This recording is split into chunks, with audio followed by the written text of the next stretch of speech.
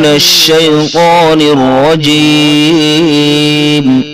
بسم الله الرحمن الرحيم. ألم تر كيف فعل ربك بأصحاب الفيل؟ ألم يجعل كيدهم في تضليل